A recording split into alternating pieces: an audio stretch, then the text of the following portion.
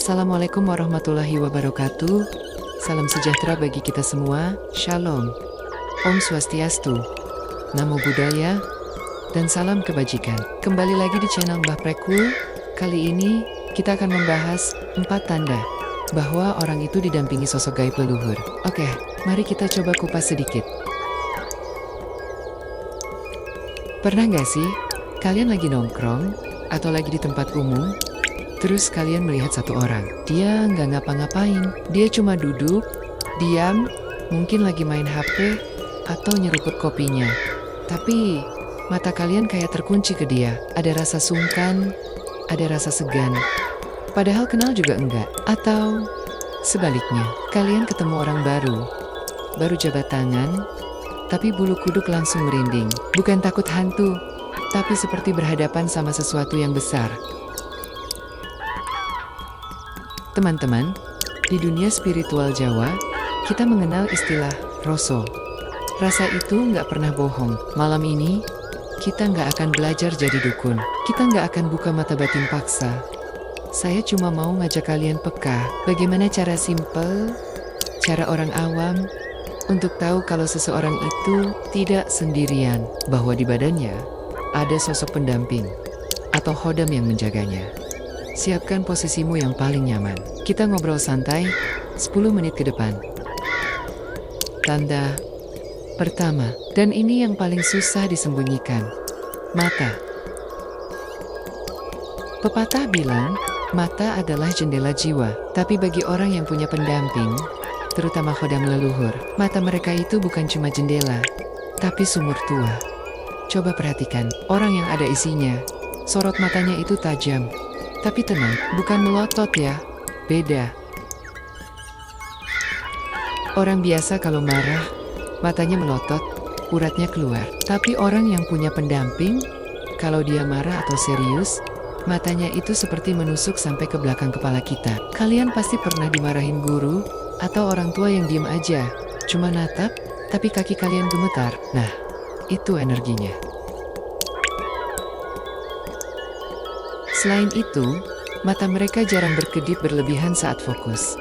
Stabil, seperti mata kucing atau harimau yang lagi mengintai. Kalau kalian ngobrol sama orang, dan kalian merasa nggak kuat natap matanya lama-lama, padahal dia orangnya asik, bisa jadi energi di dalam dirinya lebih besar dari energi kalian. Itu tanda paling purba, tanda paling dasar. Lanjut ke tanda kedua, cara dia bersuara. Ada istilah Jawa, tong kosong, nyaring bunyinya. Orang yang gak ada isinya, biasanya cerewet, ngomongnya tinggi, pamer, karena dia butuh pengakuan. Tapi orang yang punya pendamping gaib, biasanya hemat bicara. Mereka ngomong seperlunya, tapi sekalinya ngomong, omongannya itu nancep. Pernah nggak kalian lihat situasi ribut, semua orang teriak-teriak.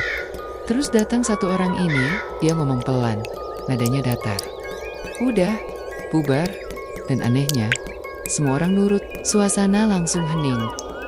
Itu yang disebut harisma atau wibawa. Khodam itu sifatnya membantu tuannya untuk disegani. Jadi secara tidak sadar, suara orang ini mengandung frekuensi rendah yang menenangkan atau mengintimidasi lawan bicaranya. Ciri lainnya, orang yang punya pendamping, seringkali ucapannya jadi nyata. Atau kita sebut, idu geni ludah api. Kalau dia nyeletuk sembarangan, kejadian. Makanya, orang-orang berisi ini biasanya sangat hati-hati menjaga mulutnya. Karena mereka tahu, ucapan mereka adalah doa yang diaminkan oleh makhluk lain. Nah, kalau tanda ketiga ini, kita butuh validasi dari makhluk yang lebih peka dari manusia dewasa, hewan, dan anak kecil. Pernah dengar, kalau kucing atau anjing itu bisa lihat apa yang kita nggak bisa lihat? Perhatikan kalau orang ini datang ke rumahmu. Kalau kucingmu yang biasanya galak, tiba-tiba jadi manja. Atau justru lari ketakutan sembunyi di kolong kursi, itu sinyal. Khodam itu punya energi. Kalau energinya panas seperti makan, hewan biasanya takut atau tunduk. Kalau energinya dingin seperti para leluhur atau resi, Hewan biasanya nyaman mendekat. Begitu juga dengan bayi atau balita. Anak kecil itu fitrahnya masih suci. Mata batinnya belum tertutup dosa duniawi. Kalau ada paman atau tamu datang, terus anakmu nangis kejer, gak mau digendong, padahal orangnya ganteng atau cantik. Percayalah sama insting anakmu. Mungkin si anak melihat sosok lain yang nempel di pundak tamu tersebut. Atau sebaliknya, anak kecil nempel banget sama orang asing. Itu artinya, energi pendampingnya mengayomi. Tanda terakhir. Ini soal apa yang kalian rasakan di kulit kalian. Orang yang punya pendamping aktif, suhu tubuhnya cenderung lebih hangat dibanding orang normal, terutama di telapak tangan atau punggung. Kalau kalian salaman sama mereka, kadang rasanya hangat menjalar, atau kalau kalian duduk di sebelahnya, rasanya kayak duduk di dekat oven atau AC. Ada hawa yang memancar. Ini bukan demam ya, ini energi. Di primbon, gesekan energi gaib dengan badan fisik itu menghasilkan kalor atau panas. Dan yang paling gampang, mimpi. Kalau kalian baru kenal orang ini, terus malamnya, kalian mimpi ketemu dia, tapi wujudnya beda. Misal dia pakai baju kerajaan, atau dia didampingi harimau dalam mimpi kalian. Itu sudah tanda mutlak, sukma kalian sedang berkenalan di alam mimpi.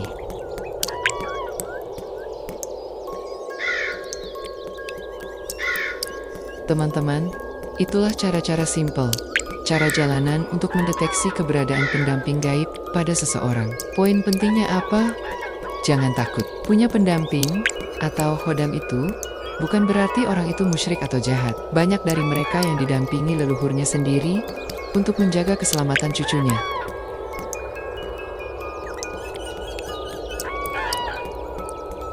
Kalau kalian ketemu orang dengan ciri-ciri tadi, hormati dia. Jangan coba-coba mengetes atau menantang kalau kalian gak punya bekal. Saling asah, asih asuh, kalian punya pengalaman ketemu orang seperti ini? Atau jangan-jangan kalian sendiri yang merasakannya? Coba cerita di kolom komentar. Sampai sini dulu pembahasan kita. Sampai ketemu lagi di pembahasan berikutnya. Jangan lupa dukung terus channel ini untuk terus berkembang dengan cara like, komen, share, dan subscribe. Wassalamualaikum warahmatullahi wabarakatuh.